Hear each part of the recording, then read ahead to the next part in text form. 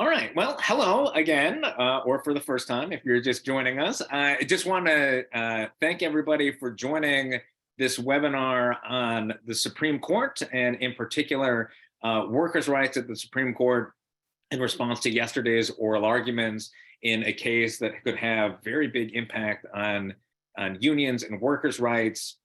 Folks are continuing to trickle on, but I figured we might as well get started because we have a really important and exciting conversation to have. My name is Chris Kang. I'm Chief Counsel and co-founder of Demand Justice. And we have been holding a series of webinars, SCOTUS salons, to talk about cases at the Supreme Court, what the latest cases are, what the risks are of this hyper-political Republican supermajority on the court. And I think the case today is so important because it's a little bit under the radar. And I think that we see this broadly with respect to cases that affect economic justice. When you think about the Supreme Court, the first thing you think about maybe access to abortion and Roe versus Wade, or voting rights, or climate change, or gun violence prevention, or this independent state legislature theory. There's so many huge cases that are coming up or that have been decided. And they deserve the attention they get, but sometimes it crowds out all of these incredibly important cases that have to deal with economic justice, that have to deal with the power of corporations and the wealthy and the powerful at the expense of workers and ordinary Americans. And the case that the Supreme Court heard yesterday is another one in that bucket of cases that it may seem a little bit technical, or it may not be one that you've heard of before, heard a lot about yet, but the impact and the potential that this can have on organizing is huge. And so we need to learn more about these cases. And then we need to do, as I think we all are starting to do more of when it comes to the court, is educating ourselves, our friends, our neighbors, our coworkers, to really understand what this Supreme Court is doing. This Supreme Court now, with the 6-3 supermajority, they're doing things that the elected branches of Congress or the elected branches of government could never do. They're acting in political ways in opposition to the broad, overwhelming majority of what the American people want and believe should happen. And these economic cases really flow right into that. This is, as much as the right wing organized decades ago to make the court a priority issue for them, as much as that was in response to their opposition to Brown versus Board of Education, their opposition to Roe versus Wade, it also is part of a decades-long effort by the Chamber of Commerce and corporate interest, moneyed interest, to steer the court and to regain power in order to rig the rules and rig the law through the Supreme Court for their benefit. And I think it's important to remember that when it comes to conservative activism around the court, all of those forces interlock and they work together. And so I am incredibly happy to introduce the two panelists we have here today. First, we have Sharon Block. Sharon is Executive Director of the Labor and Work-Life Program at Harvard Law School and Professor of Practice.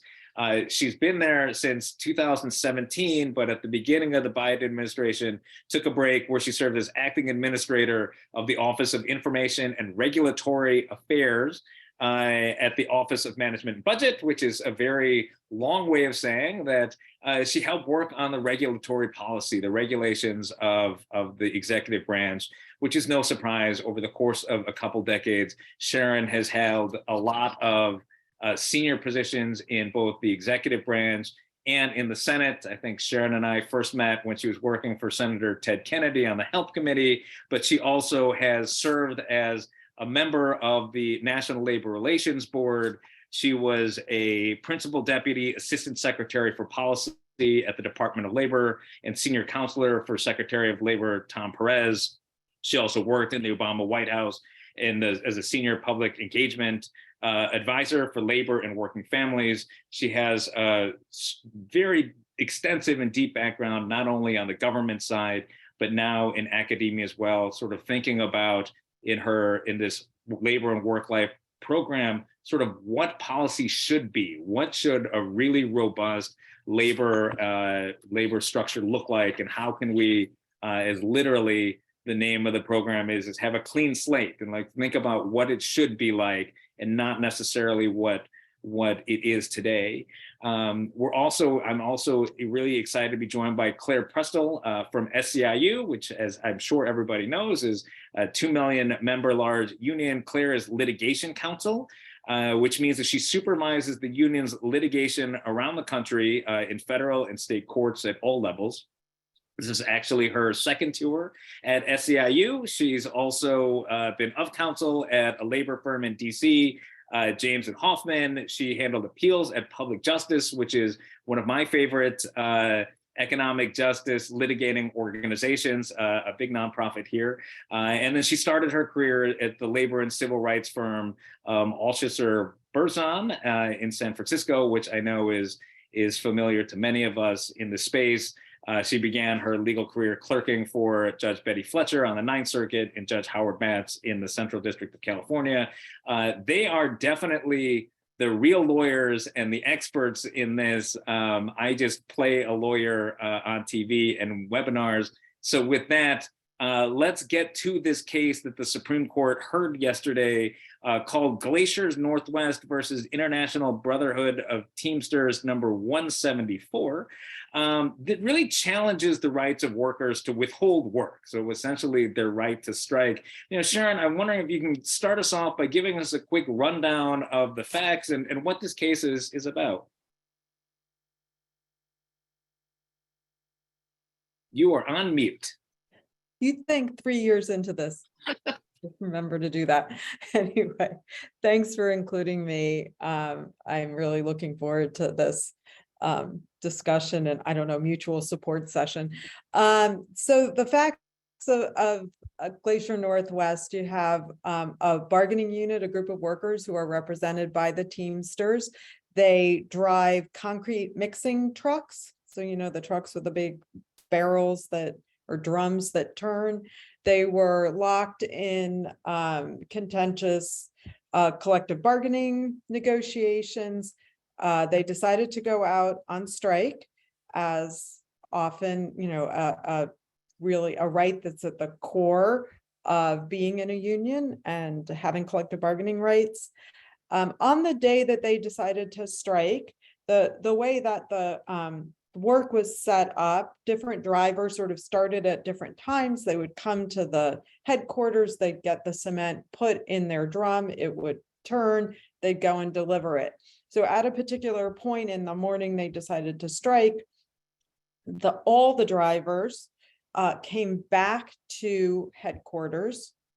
They kept the drums on their trucks running, which is important because if those drums stop running, cement hardens and can damage the truck. So they kept those drums running, but they went on strike. So they ceased to work. They got out of the trucks, handed the keys over, went on a picket line.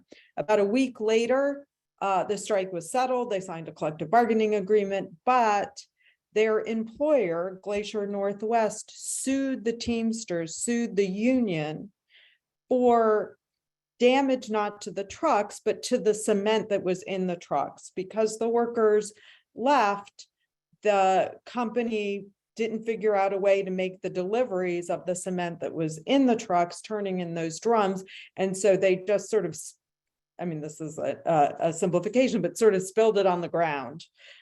So that it wouldn't harden in the trucks. They couldn't sell it to their customers. They had to chop it up and take it away. So they sued the Teamsters as a tort action for the value of that cement that was spoiled, so to speak. That tort action went up through the Washington state court system, with ultimately the Washington state Supreme Court saying, this is not our business. This is a question of whether the strike was protected by the right to strike as enshrined in the National Labor Relations Act. So we are going to dismiss this lawsuit, let the board figure that out. If the board eventually says the strike isn't protected, then maybe the state court can get involved. The company did not like that answer. The union, though, at the same time, filed a complaint with the National Labor Relations Board saying, we think the fact that the company filed this tort action is an unfair labor practice. That put the question of whether the strike conduct was protected or not front and center for the National Labor Relations Board. So you have now pending before the NLRB the question of whether the strike was protected or not, and whether the fact that the company filed it is an unfair labor practice. And the company, though, appealed to the Supreme Court to try to get their tort action back in state court so that they can try to get money from the Teamsters to cover those costs of the strike. Thanks so much for walking us through not only the fact it's a somewhat complicated procedure in place here, and there's a lot to sort of navigate. And I'm wondering, Claire, if you can help us take just a little bit of a step back for a second, right? Like being able to go on strike, as Sharon said, it's protected. It's an essential tool for workers. It's protected in the law. Like, why is that so important? And like, how is the law supposed to work as opposed to what the company's trying to do here? The right to strike could not be more important. It is the foundational right that workers have. At some level, it's all they have. I mean, at the end of the day, that is the big power that workers have. So I'm going to start with sort of the obvious, why it's important, and then maybe go a little bit to the less obvious. So obviously, if you're in a union and like these drivers were, you're fighting with your employer over a collective bargaining agreement, you can go on strike to get a good deal. But you can, it doesn't just have to be that. It doesn't even have to be unionized workers. The collective action is protected for all workers. And it's the threat of the strike that gets everything going, because that's the one thing the workers have, right? So, you could have an employer and workers who never get anywhere near an actual strike, but it's the possibility that the workers might go on strike that gets the employer to the bargaining table in the first place. It's the possibility that they might go on strike that gets the workers anything at the bargaining table. And taking that possibility away or weakening it, it's just a huge shift in the balance of power. Like I said, it's like the one main, most important weapon workers have. So anytime you cabin it, it just shifts the balance in the favor of employers. And the other thing I'll just say, and everyone on this webinar may know this already, is this affects everyone, because it doesn't just affect unionized workers. There's lots of data that if union workers are doing well, they're raising standards for all of the non-union workers in their area. So, for every single worker in America, if you limit the right to strike, that could affect you and your wages and your benefits.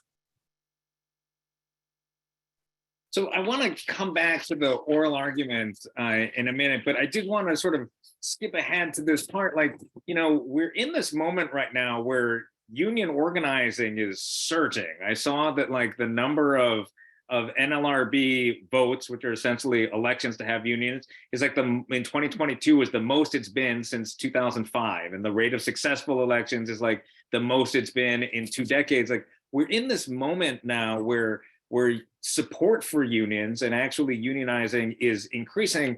But then, as you say, Claire, like, where the ability to strike is being imperiled by this case. Like, what do you think would happen if the unions were not able to, or sort of if this case had a negative impact on their ability to strike? What do you think happens to this moment we're in with respect to organized labor? I don't know if that was for me or not, but I'll jump in. Even before I get to that, I just want to make one quick point, which is how much this is a historical pattern. So it is not a coincidence that we are seeing more strike activity now than we've seen in decades. And now the Supreme Court has granted cert in this case. It's like we're reliving the early 20th century. It's exactly what happened. Workers got together, they started walking out, and the courts went nuts. And the next thing you knew, their strikes were being enjoined all over the country. The Supreme Court was blocking them. And then, you know, we had things like the National Labor Relations Act that stepped in and said to the courts, you know, get out of this. And now it's just happening again. And the tools that this court might be using to limit workers' rights, you know, they'd say, we're not the new Lochner because we're not using whatever that was, due process. But it, you know, if you're a person on the ground, it doesn't matter which tool you're using, it's still the new Lochner. And in terms of how it would affect, you know, it's hard to say. Organizers, I'm not an organizer, obviously.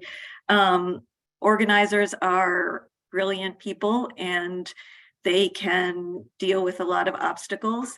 But, you know, I think in a way, it's almost going to be an insidious effect because it will still be that the right to strike is on the books, but it'll be unions will have to internally balance the risks and benefits.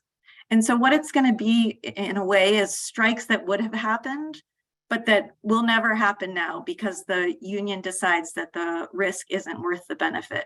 And so it's sort of hard to point out things that aren't happening.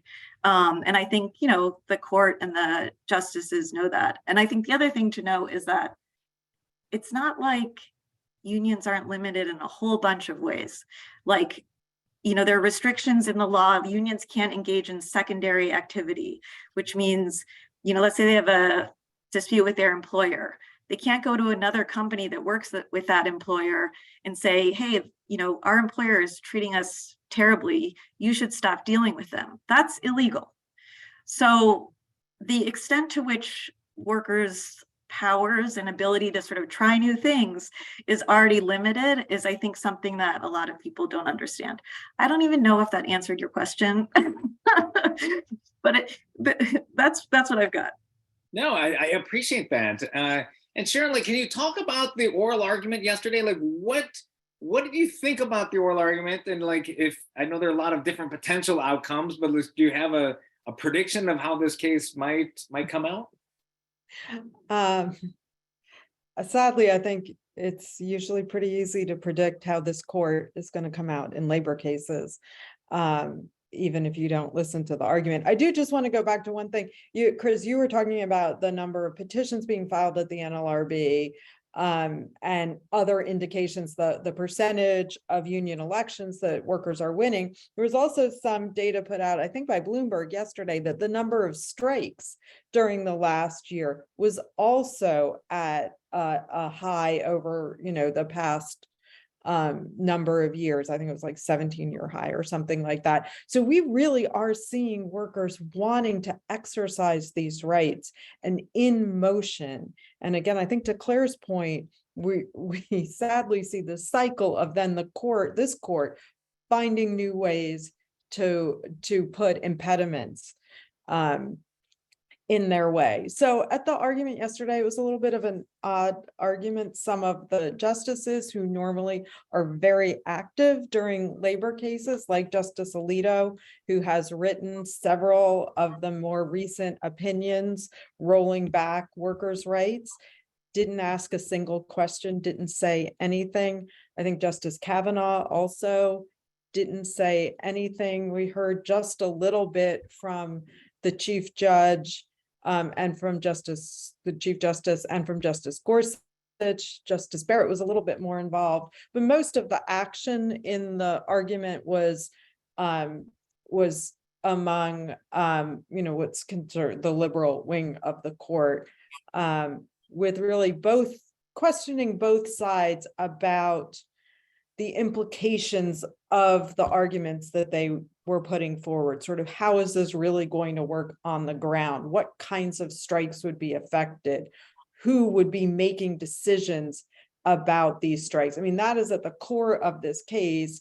Is it the NLRB with all of their expertise, with the direction from Congress to be the experts on labor policy in this country? Are they going to make the decisions about the strike? Or are we going to open the door for state courts without that expertise and with all the attendant costs that Claire was referring to start making decisions about whether strikes are valid, allowed, whether unions can be liable for costs associated with them or not.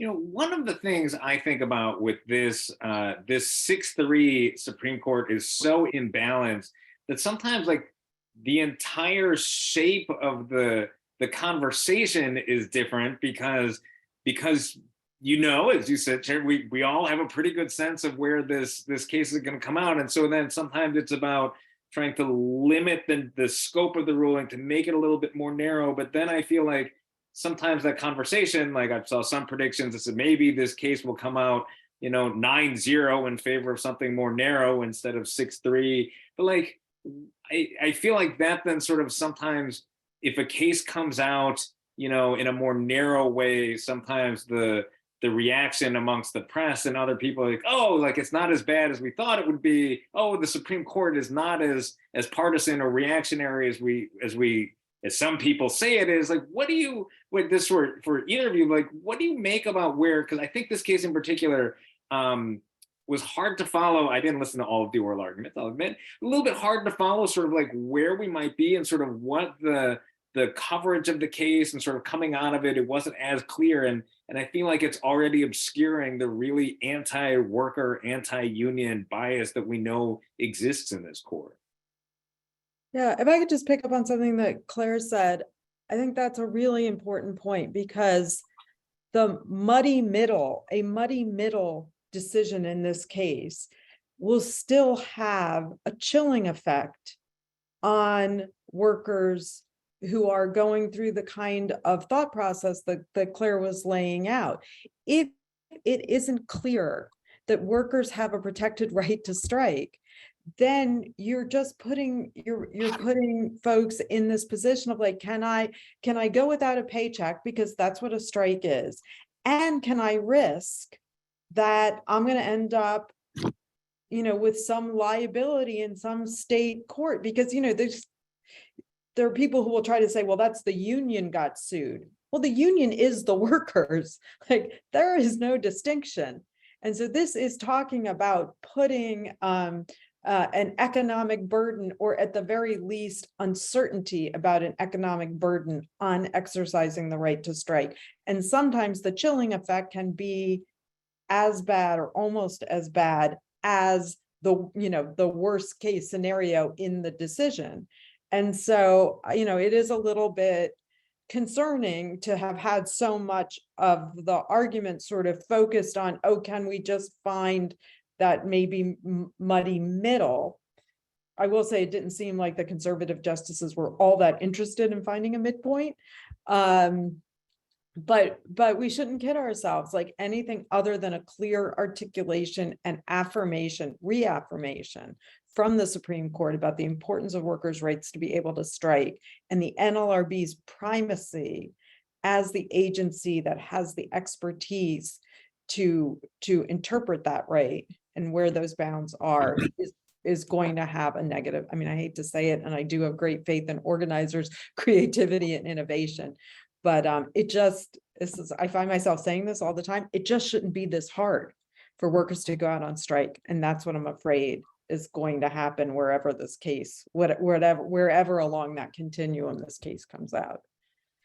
I want to encourage people to continue to put questions in the Q&A. And along those lines, I just wanted to jump in here. Carol in the Q&A here asked, like, you talked about the expertise that the NLRB has. Why isn't this a case for the NLRB? Or what's the sort of, how did we get here? I think your point, your argument would be it should be a case for the NLRB. Yes, absolutely. It should be a case for the NLRB. And I'll just say, if you didn't think it should be a case for the NLRB, listen to yesterday's argument, because it was like example A, okay? It became very clear that, unfortunately, and of course, like, they all have different backgrounds and histories and they practice different kinds of law. I get that. But it's pretty clear that there's not a lot of understanding of how labor law works on the ground, how organizers think, what strikes really look like, how the balance of power works. And I hate to say this, but even among some of the Democratic appointees, I feel like there's a lack of understanding. And some of the questions reflected that. And fortunately, I think it was Justice Kagan, maybe it was someone else who jumped in and said, you know, isn't this exactly why it should be before the NLRB? Because we can't put this in context. We haven't seen 1,000 strikes. We don't know how this behavior fits in with others. Is this really aggravated and crazy what they did, or is it not? The NLRB knows and, you know, has that expertise. And unfortunately, you know, we could have a whole conversation about the lack of labor lawyers on the federal bench. But I do really think that yesterday's argument was kind of exhibit A for why this should be before the board. And to piggyback on that, I mean, the thing that's incredibly frustrating is that, in fact, nobody, even the union, was not arguing that if workers on strike cross a line and engage in violence or out and out vandalism, that there shouldn't be recourse in the state courts. It is really just, it is a matter, I mean, I don't want to say just because this is really important, but it is a matter of the NLRB being the entity that makes that call to ensure that it is only truly behavior that is not supposed to be protected by the act is subject to that economic threat of state tort action. So you had one party coming in saying, like, look, we can take care of everybody. We can protect everybody's rights if we just do this in the right sequence. And then you had the company going, no, you know what, we think we should decide this in a way that potentially completely eviscerates your rights before, you know, workers' rights before the board. And so it's, you know, sometimes you can say it's hard to see, you know, the reasonable minds can disagree on how a case comes out here. You know, the union really was offering a path that would ensure that everybody's interests were being protected. Yeah, and can you talk a little bit about that line? Because I think that, you know, there's some of the, Twitter's probably not the best place to get my discourse and learned analysis and reaction to the case. But like part of the thing, like some of the back and forth on Twitter was like, oh, like, should the workers have done more? Like, it's just really like, what is the line? I think we all agree that like if the workers had intentionally damaged their trucks, that would be sort of a line too far. But I think the argument the company's making is the fact that the company lost really any money at all is a reason for them to be able to file a lawsuit. Like how does the law and what does the precedent sort of currently contemplate for how that where you find where an action falls in the spectrum of permissible or not? I'm happy to start and then maybe Sharon can jump in. It actually, the law as developed by the NLRB makes a ton of sense, not surprisingly. So there are a few lines. Violence, not okay. Vandalism, not okay. You can't, as you're walking out of the factory, like burn it to the ground, okay? It's clear, not okay. Now, then you get into closer questions, right? And what the board has said is, the entire purpose of a strike is to cause economic harm to the employer. That's the whole point. Otherwise, it wouldn't have any power. So it can't be that any economic harm to the employer is prohibited. So where do we draw the line? So they've said a few things. They've said, you know, let's say you're working in a, I'm just going to make this up because I don't know anything about this, but like a milk factory, cheese factory, that came up yesterday. And just because you walk off the job, the cheese goes bad. Like as a necessary incidental result of you stopping your work. Well, you have the right to stop your work.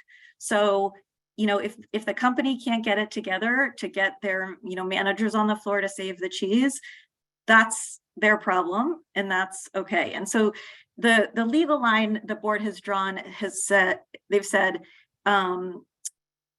it's what the workers can't do is, or what they have to do is they have to take reasonable precautions against any aggravated imminent harm, which is a way for the board to say, we've seen 1,000 of these. We know what's aggravated and what isn't. So, you can walk off and the cheese can go bad. On the other hand, if you're the guy holding the giant thing in a factory full of like molten steel, you can't just like tilt it and then be like, bye, because that's going to cause aggravated imminent harm. And so, that's the test. They've applied it 1,000,000 times and they know how to apply it. And, until this case, no one really had an issue with it. And I think that There was a moment, maybe the only time I smiled during the case. I think it was the Chief Justice said, so the union's position is that you can let the milk spoil, but you can't shoot the cows.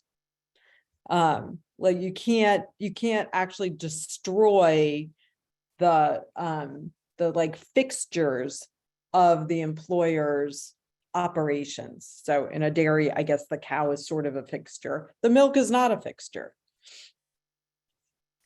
And Sharon, can you talk a little bit about how this case fits into the bigger picture? I think one of the reasons why we know or suspect how this case will be resolved, not only is because the court is 6-3 Republican justices, but because it situates in this long line of cases now, in particular under Chief Justice Roberts, that are anti-union and really pro-Chamber of Commerce. I think one of the statistics that I always find jarring and illustrative is the Constitutional Accountability Center does a study in which they determine how often the Supreme Court rules in favor of the Chamber of Commerce when the Chamber of Commerce submits an amicus brief or has a position in a case.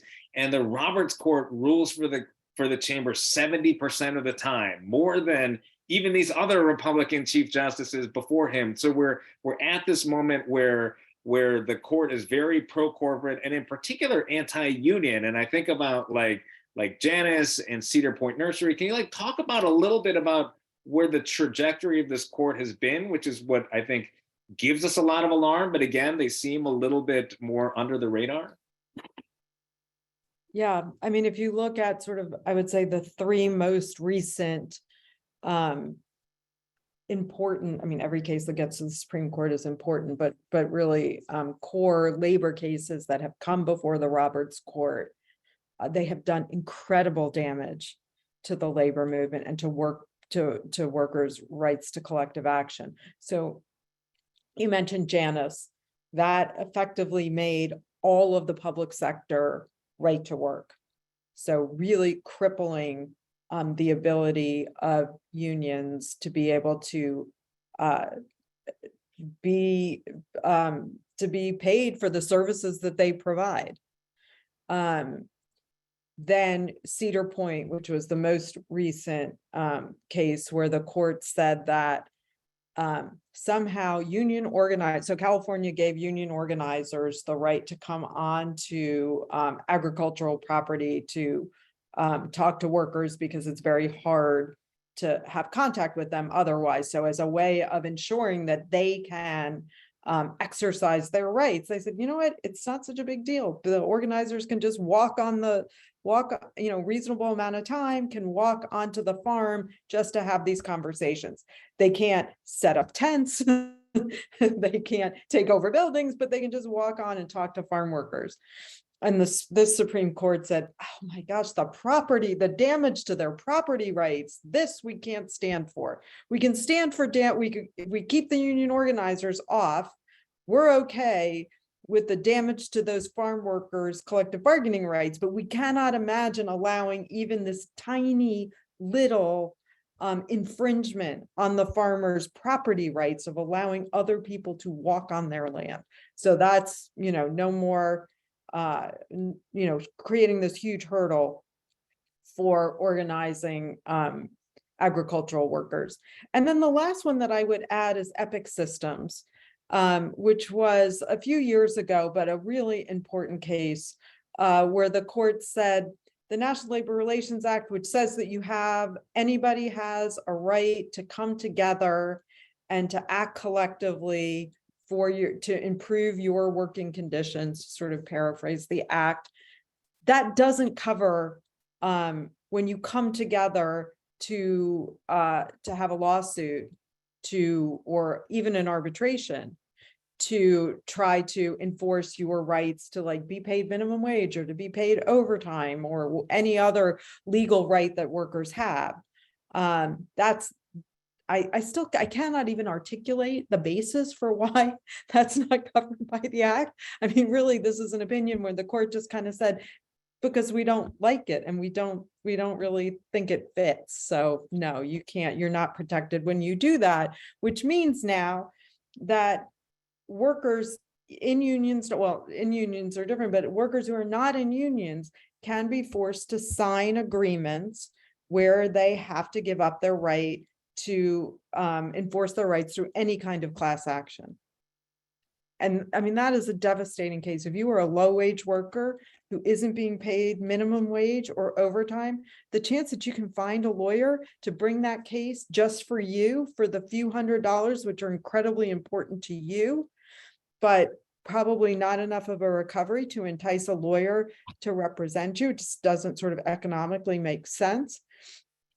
You're essentially you're just out of luck. And so this is just a court that has been remarkably hostile to workers' collective rights. I appreciate that. I'm going to come back to the big picture in a minute, but in catching up on the Q&A, a couple people have asked for an explanation about the federal government's position and sort of how it fits or why it was different than the union. I don't know who wants to take a crack at explaining what the Biden administration, the needle that they were trying to thread here. I'll take a stab at it. Claire, you can try to make sense of it. I can try to like repeat it. I'm not sure I can make sense of it. Essentially, what the government took a very literalistic approach. What they said is the posture of the case before the Washington State Supreme Court, it was a motion to dismiss. It's sort of a civil procedure tenet that in a motion to dismiss, you accept the facts as alleged by the party as true. You don't do fact finding. You don't try to find out what actually happened. You say, we have this complaint. Before we throw it out of court, we're going to just assume that everything they said is true. And we'll decide whether the case can go forward based on that version of the facts. The Washington State Supreme Court, though, said there's a reason not really to do that in this case, because we now have another view of facts, which is the fact that the NLRB had issued a complaint, and that complaint was based on a finding that there was evidence that this strike should have been protected. And so the Washington State Supreme Court kind of said, oh, we can't do that thing of just looking at the facts that the company put forward. We need to be aware of the fact that the board is now looking at this. We know the board's the expert. Let's send it over to them. What the government said was, no, you should have just done that usual thing of just looking at the facts as alleged by the company. And so what the court should do is just send the case back to the Washington State Supreme Court and let them figure out where to go from here. I have to say, I was surprised, especially in the argument, by the fact that the Solicitor General really doubled down on that position. He was asked by certainly Justice Kagan and I can't remember who else, one of the other justices, like, do you really mean we should just send it back and that's it? We shouldn't tell them to send it back, but the court should, then send it over to the NLRB. And he said, no, our position is it should just go back to the court. I don't know if that's understandable. Claire, can you make it any clearer? Yeah, I'm not gonna, it's difficult to understand. I think that the government, perhaps well-intentioned, took a little bit of a gamble to try to offer a middle of the road position to this court. And I think, especially now that we've seen the argument, I think it's questionable whether it's gonna pay off. Which I will say, one point I sort of wanted to make earlier is just the way that this court, the fact that it exists, distorts all of the litigation that happens in the lower courts. Because I and every other lawyer who represents workers know that we're never going to get justice at the top. So that affects how you handle cases below, you know, and I think a lot of cases are being settled and sort of conceded and dealt with in different ways because everybody, us and the, you know, the corporate billionaires, they all know who wins if it gets up to the Supreme Court. And so I think the government perhaps anticipating that, tried to offer this middle ground. And I think it's unclear whether that's going to work out. Yeah, to me, that seems like, and thank you for walking us through that, Sharon. Sometimes we try to balance this, like getting super into the weeds and being responsive to questions. But I do think a lot of people sort of following the argument or listening were like, what is going on here? And to me, like, I think fundamentally part of what's going on is that the way that the government's approach in this case is sort of like the way a lot of people still approach the court, which is fundamentally outdated, right? This idea of maybe we can find the really novel, like, off-ramp or this unique position, and maybe like it'll take a long time for me to explain how it could possibly work, but if it does, like, maybe we can win something here.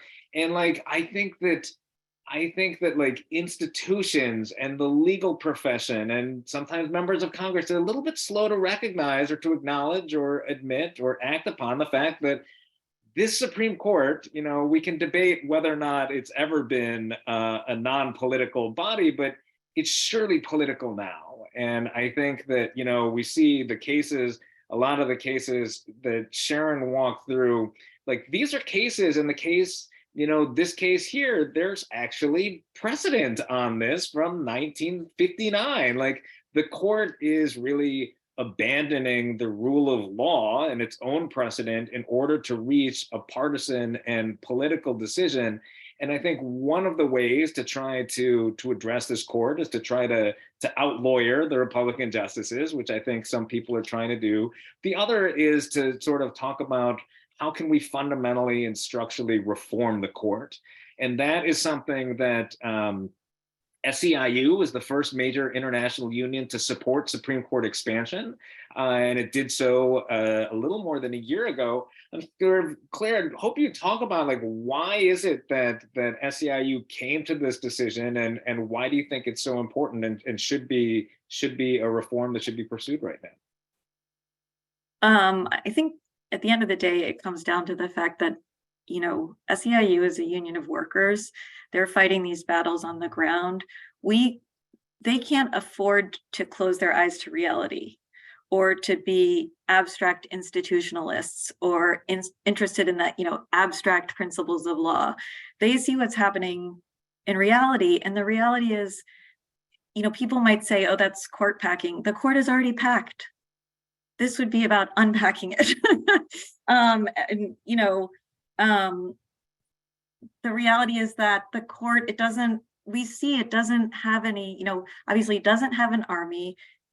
It's clearly not a democratic institution entirely, but it has to have some democratic legitimacy in order for people to obey its rules, because it doesn't have any way to enforce them itself. And there are different ways that the court could get legitimacy among the people. It could be legitimate because they look up and they see those 9 justices look like me. Well, that's out the window. I mean, we're getting better, but they're from a pretty narrow swath of the population, okay?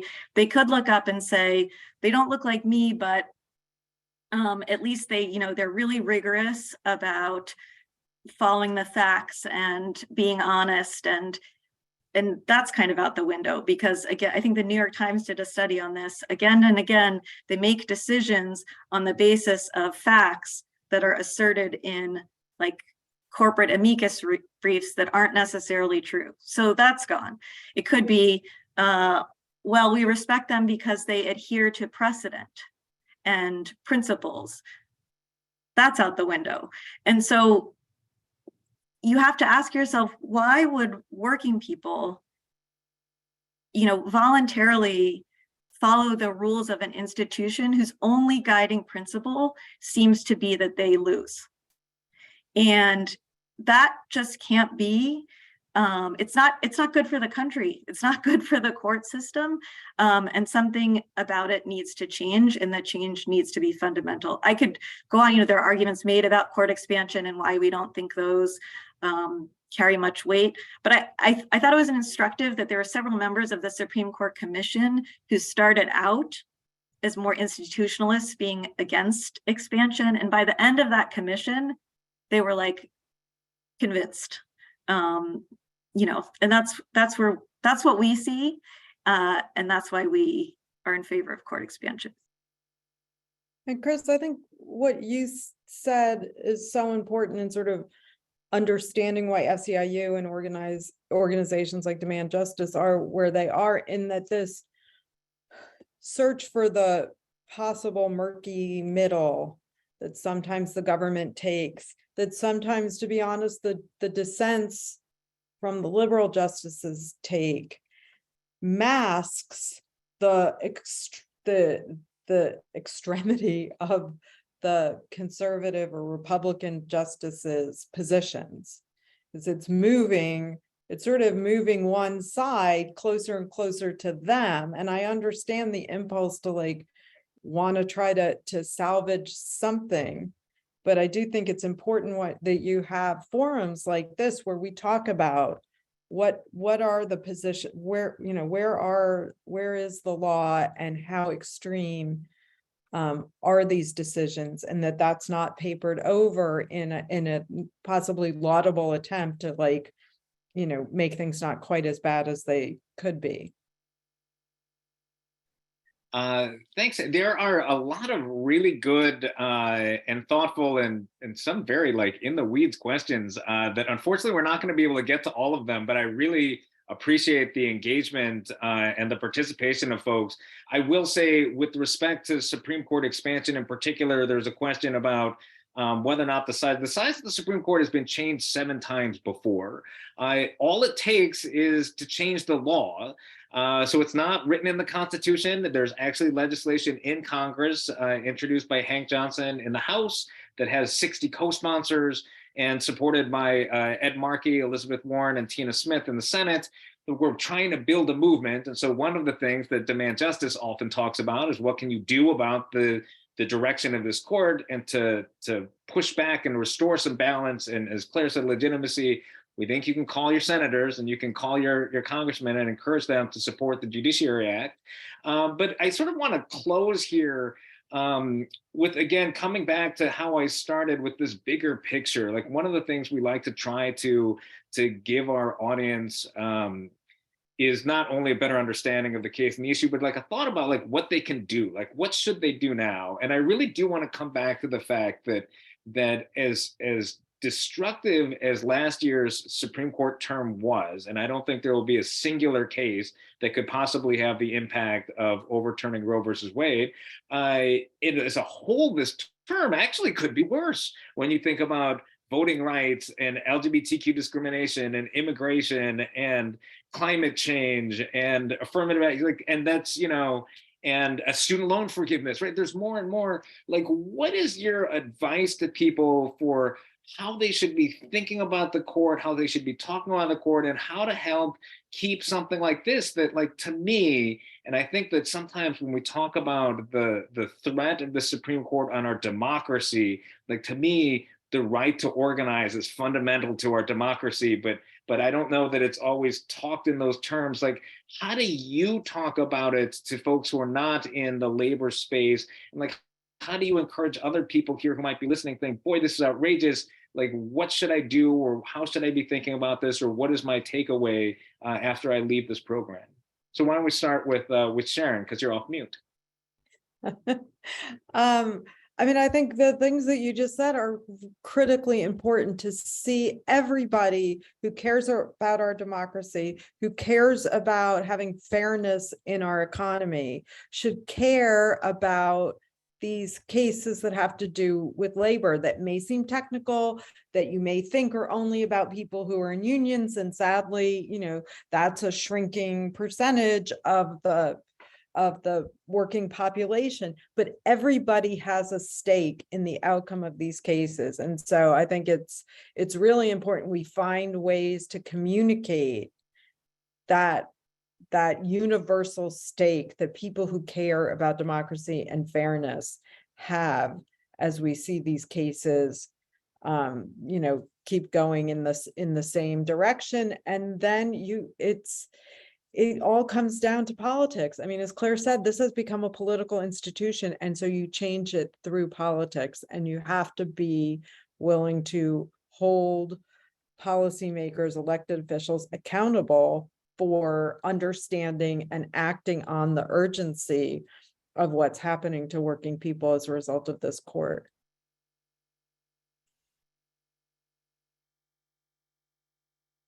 Yeah, I'd add, I mean, I think one of the things I talk about with people a lot is connecting the dots among all of these different fights, because, this is about income inequality, right? Like, the chart is clear. When unionization rates started to drop, income inequality went like this. And what effects does that have? It obviously has horrible effects on the individual people affected. It's harder to make it. The American dream is lost, all of those things. But it also has political consequences. Where do you see authoritarian regimes and fascism prosper? It's in countries where people are so pushed down and have no other way to, that's to exercise their rights and to speak up. And that's when those kind of figures, like a Trump figure, start to become attractive to people. The other thing I'd say is that, the right-wing anti-worker groups, they know how important unionization is, and maybe we should too, in the following sense. The effect that organizing has on people in terms of their democratic participation is huge. First of all, it's practice democracy, right? You vote in your union, you show up for the meetings, you participate. There's a lot of data that then it makes those people participate more in our democracy writ large. And there's also a lot of data that it makes people start to think differently about the issues, because now, instead of focusing only on identity politics, social divisive issues that the right wing is usually using to divide us, if you start to organize workers, they start to think of in terms of their economic interest and what they have in common with all of the other people who are in that room with them for the union, who may look very different from them, who may go to a different place of worship, but they are united in their economic situation. And so people start to vote differently. And the right wing knows that. And that's why they've launched and been engaged in this decades-long campaign to destroy the labor movement. It's not just to hurt working people, it's to keep themselves in power. And all of this is connected, and everyone needs to understand that. And then, this it doesn't seem like just a labor case anymore. It seems like part of the battle that we are all fighting to save our democracy.